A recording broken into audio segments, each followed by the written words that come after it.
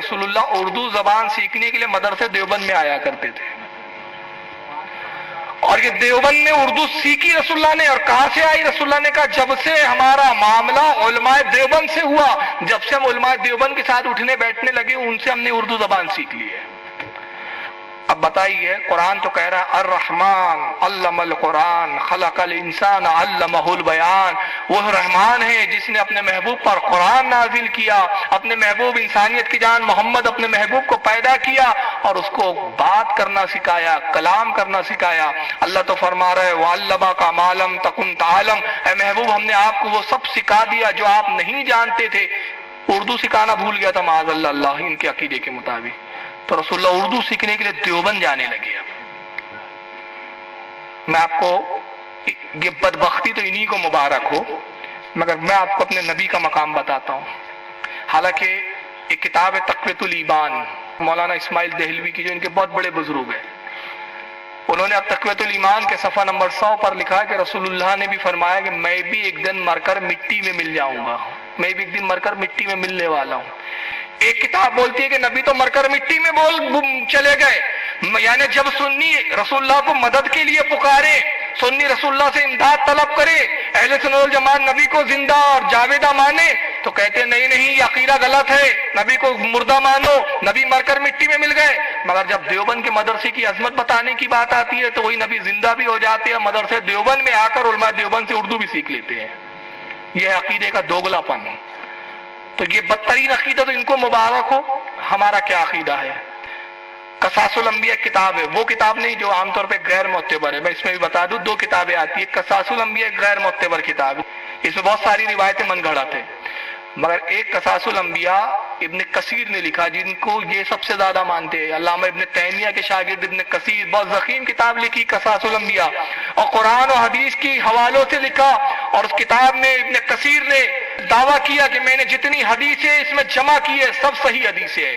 ان حدیثوں میں ایک واقعہ کیا لکھتے ہیں، وہ لکھتے ہیں کہ ایک مرتبہ سلیمان علیہ السلام اپنے لشکریوں کے ساتھ نکلے، دیکھا کہ ایک چڑیا اور ایک چیڑا، یعنی مادہ چڑیا اور ایک نر چڑیا، دونوں آپس میں گفتگو کر رہے ہیں۔ تو حضرت سلیمان دیکھتے ہیں اور مسکرا دیتے ہیں۔ آپ کے ساتھیوں نے کہا اللہ کے نبی سلیمان آپ کس بات کو مسکرائے؟ کہا ان کی بولی کو جانتے ہو، کیا کہہ رہے ہیں؟ انہوں نے کہا ہم نہیں جانتے، اللہ بہتر جانے، آپ بہتر جانے، ہم کیسے جان سکتے کہ چڑیا کیا، ہمیں تو چو چو چو کی آواز آ رہی ہے۔ سلیمان کہتے ہیں میں اس بات پہ ہنسا کہ یہ چیڑا اس چڑیا سے کہہ رہا ہے کہ تم مجھ سے شادی کر لے، میری ہو جا، مصر کے حرام میں تیرے لیے گھونسلہ بنا دوں گا۔ تو اللہ کا نبی سلیمان چڑیوں کی بھی بات جانتا ہے، پرندوں کی بھی زبان سمجھتا ہے، تو اللہ کے نبی سلیمان جو رسول سے ادنا ہے وہ تو جانوروں کی بولیاں سمجھے، مگر ہمارے نبی کو انہوں نے اتنا محتاج بنا دیا، اتنا محتاج سمجھ لیا کہ معاذ اللہ اردو بھی نہیں آتی ان کو۔ چلیے یہ تو بات تھی نبی سلیمان کی، خود نبی کی میں بات کروں۔ اللہ کے نبی صلی اللہ علیہ وسلم ایک مرتبہ تشریف لے جاتے ہیں، ایک میدان میں پہنچے تو ایک اونٹ کو آتا ہوا دیکھا، صحابہ نے کہا یا رسول اللہ ہٹ جائیے، کنارے ہو جائیے، یہ اونٹ پاگل ہو گیا ہے، جو سامنے آتا ہے اس کو کاٹ کھاتا ہے، ہمیں ڈر ہے کہ کہیں آپ کو نقصان نہ پہنچائے۔ اللہ کے نبی نے فرمایا ہر جانور اور ہر شے مجھے جانتی ہے سوائے شریر جنوں اور شریر انسانوں کے کہ میں نبی ہوں۔ ہر جانور مجھے جانتا ہے، ہر شریر پرند مجھے پہچانتے کہ میں اللہ کا نبی ہوں، سوائے کس کے؟ شریر جناتوں کے اور شریر انسانوں کے، یہ مجھے نقصان نہیں پہنچائے گا، تم ہٹ جاؤ۔ صحابہ ہٹ گئے۔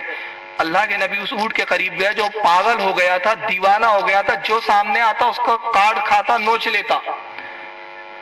اللہ کے نبی جب گئے تو وہ ایسا فرما بردار ہوا کہ سرکار کے قدموں میں اس نے سر رکھ دیا۔ اللہ کے نبی نے اس کے سر پہ ہاتھ پھیرا، پھر اونٹ نے اپنے منہ کو نبی کے کانوں کے قریب لایا، سرکار کے کان اقدس میں، کان مقدس میں کچھ اس نے آوازیں نکالی۔ اللہ کے نبی نے فرمایا اس کا مالک کون ہے؟ اس اونٹ کا مالک کون ہے؟ ایک صحابی آگے بڑھے یا رسول اللہ میں اس کا مالک ہوں۔ فرمایا یہ تمہاری شکایت کر رہا ہے اور یہ کہہ رہا ہے یہ اونٹ مجھ سے کہ میرا آقا، میں یا رسول اللہ میں پاگل نہیں ہوا ہوں، میں دیوانہ نہیں ہوا ہوں، معاملہ یہ ہے کہ میرا آقا مجھ پہ بوجھ لادا کرتا تھا، مجھ سے خدمت لیتا تھا، میں نے فرما برداروں کی طرح اس کی خدمت کی، مگر جب میں بوڑھا اور ضعیف ہو گیا تو یہ مجھے کاٹنے کی فکر میں ہے، میرے گوشت کو کھانے کی فکر میں ہے، تو میں نے اپنی جان بچانے کے لیے یا رسول اللہ یہ پاگل پن کا سونگ رچا رکھا ہے، میں پاگل نہیں ہوں۔ اللہ کے نبی نے فرمایا کیا یہ سچ کہہ رہا ہے؟ وہ صحابی کہتے یا رسول اللہ یہ اونٹ سچ کہہ رہا ہے، میرے گھر میں بات ہو رہی تھی، یہ بوڑھا ہو گیا ہے، بوجھ نہیں اٹھا سکتا، کوئی کام کا نہیں ہے، کیا کریں گے اس اونٹ کو پال کے؟ اس کو کاٹو، گوشت کھا پی کے صاف کرو۔ مگر اسی دن سے اس نے کاٹنا شروع کر دیا تو ہم نے چھوڑ دیا۔ اللہ بھی پاک فرماتے ہیں اے میرے صحابی تو چاہے تو اس کی اجرت لے لے اور یہ اونٹ مجھے دے دے۔ کہا یا رسول اللہ ویسے بھی ہمارے کام کا نہیں، میں آپ کو ہبہ کرتا ہوں تو فتن عطا فرماتا، نظر کرتا ہوں۔ اللہ کے نبی نے اس اونٹ کو قبول کیا اور اس کے بعد کیا فرمایا ہے؟ اونٹ تو آزاد ہے، جنگل میں جا اور جو چاہے چر اور جو کھانا چاہے کھا، تو آزاد ہے۔ وہ اونٹ پھر رسول اللہ کے کان کی طرف منہ لاتا ہے، پھر کچھ جملے کہتا ہے۔ راوی حدیث کہتے ہیں کہ ہم نے دیکھا کہ اونٹ کی آنکھوں میں آنسو تھے اور اللہ کے نبی کی آنکھوں میں بھی آنسو آ گئے، اللہ کے رسول بھی رونے لگے، اونٹ بھی روتا ہے۔ صحابہ عرض کرتے یا رسول اللہ یہ اونٹ نے کیا کہا جو رو بھی رہا ہے، اور آپ بھی اس کے کلام سے رو پڑے؟ اللہ کے نبی نے فرمایا ہے میرے صحابیوں جانتے اونٹ نے کیا کہا؟ اس نے کہا یا رسول اللہ آج آپ نے مجھے آزاد کیا ہے، میں اللہ کی بارگاہ میں دعا کرتا ہوں رب کائنات آپ کی امت کو جہنم سے آزاد کر دے۔ یہ ہمارا نبی ہے جو اونٹوں کی بھی زبان سمجھ رہا ہے، اردو نہیں آتی تھی اس کو، صرف دیوبند کے مدرسے آنا پڑا۔ معاذ اللہ ثم معاذ اللہ، لعنت اللہ علی القاذبین، اللہ کی لعنت ہو ان مردودوں پر۔ اور ان کی خود کی اردو کیا ہے معلوم ہے؟ یہاں اہل علم بھی بیٹھے ماشاءاللہ، عبارت لکھی گئی کہ وہ سائل بزرگ نے پوچھا یا رسول اللہ آپ کو یہ کلام کہاں سے آ گئی؟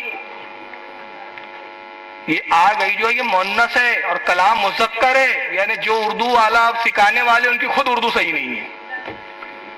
کلام آ گیا ہونا چاہیے تھا، مگر یہ اللہ کی مار تھی کہ جس عبارت میں تم نبی کو بے علم بتا رہے ہو، اللہ تعالیٰ نے ایسا ذلیل کیا، ایسی لعنت مسلط کی کہ اسی کلام میں تم سے لکھنے میں کوتاہی ہو گئی اور تمہاری خود اردو بگڑ گئی۔ تو یہ ان کی عقیدہ ہے کہ اردو نبی ہمارے ہاں سیکھتے تھے، اور یہ پھر دعویٰ کرتے ہیں ہم نماز کی بات لے کے۔ میں کہتا ہوں نماز کی بات بعد میں، کون سا سنی امام ہے جو نماز کا قائل نہیں ہے؟ آپ کو میں آپ سے پوچھتا ہوں بڑی ذمہ داری کے ساتھ، کوئی ایسا مولانا بتاؤ آپ جس نے یہ کہا کہ لوگوں نماز پڑھنے مت آیا کرو، جاؤ گھر میں سو جایا کرو، مت آیا کرو؟ کوئی مولانا ہے ایسا؟ ہے کیا آپ کے چونی میں ہے کوئی مولانا ایسا؟ ہر مولانا بولتا ہے نماز پڑھو، نماز فرض ہے۔ ابھی ہمارے مولانا صاحب بھی نماز کی تلقین کر رہے تھے۔ تو نماز سے اختلاف کس کو ہے؟ اختلاف تو ان چیزوں پر ہے، جس پر اختلاف ہے اس پر بات کرنی چاہیے۔ چلیے ایک اور بات یاد آ رہی ہے رسول اللہ کی، اللہ نے کتنا علم عطا کیا تھا اپنے محبوب کو۔ نبی پاک نے اپنے صحابہ کو بلایا، کہا میں چاہتا ہوں کہ اسلام کا پیغام دنیا کے کونے کونے میں جائے، ہر ملک میں جائے، ہر بستی پہ جائے۔ تو صحابہ عرض کرتے یا رسول اللہ آپ جو ہم سے خدمت چاہتے ہم تیار ہیں۔ ایک صحابی سے کہا تم فلاں ملک کی طرف جاؤ، دوسرے سے کہا تم فلاں ملک کی طرف جاؤ، تم فلاں ملک کی طرف جاؤ، تم فلاں ملک کی طرف جاؤ۔ الگ الگ ملکوں اور الگ الگ خطوں کی طرف بھیج رہے ہیں آپ۔ عرض کرتے یا رسول اللہ آپ ہمیں ان ملکوں کی طرف بھیجتے ہیں جہاں کی زبانیں الگ ہیں، وہ ہماری زبان نہیں سمجھتے، ہم ان کی زبان نہیں سمجھتے، تو ہم ان کو کیا سمجھائیں گے اور وہ ہمیں کیا بتائیں گے؟ اللہ کے رسول ہماری زبانیں الگ ہیں، ان کی زبانیں الگ ہیں، آپ ان ملکوں میں ہمیں بھیج رہے ہیں، روانہ فرما رہے ہیں جن کی زبانیں ہم نہیں سمجھتے۔ ابھی مسکرایا، فرمایا جاؤ اثاثہ تیار کرو، توشہ دان تیار کرو، اونٹ تیار کرو، گھوڑے تیار کرو، اور صبح فجر کے وقت اس عالم میں ملنا ہے کہ تم سفر کے لیے تیار ہو، اس عالم میں مجھ سے ملاقات کرنا۔ وہ صحابی تھے، جانتے تھے کہ نبی نے کہا ہے تو نبی کے حکم میں حکمت ہوتی ہے۔ وہ گئے اور جانے کے بعد رات میں انہوں نے سفر کے لیے اسباب جمع کیے، مہیا کیے، سب تیار کر لیا۔ صبح حاضر ہوئے رسول اللہ کی خدمت میں، نماز فجر ادا کی ہوا صحابہ رسول نے۔